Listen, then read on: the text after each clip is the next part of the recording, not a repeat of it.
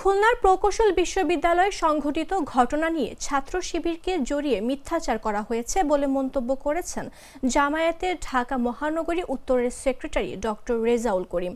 দুপুরে লক্ষ্মীপুর সদর উপজেলার হাজিরপাড়া উচ্চ বিদ্যালয়ের মাঠে রমজানে সুবিধাবঞ্চিতদের মাঝে ফুড প্যাকেজ বিতরণকালে রেজাউল করিম এসব কথা বলেন।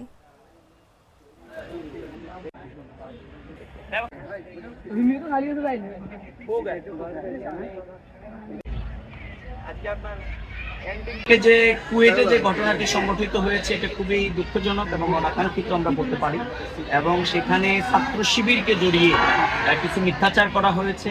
এটা সব পরবর্তীতে বেরিয়ে আসছে এই ঘটনার সাথে মূলত একটি ছাত্র সংগঠন সম্পৃক্ত, এবং একদিকে বৈষম্য বিরোধী ছাত্র সংগঠনের যারা রাজনৈতিক ক্যাম্পাসে চাঁদাবাজি, তারপরে টেন্ডারবাজি, বিশেষ করে হল দখল চায় না, সেই অবস্থাটার প্রেক্ষাপটেই মূলত এটি তৈরি হয়েছে। আমরা আহ্বান করব যে আমাদের ব্লেম গেমের যে পলিটিক্সটা, এটা আসলে বন্ধ করা উচিত।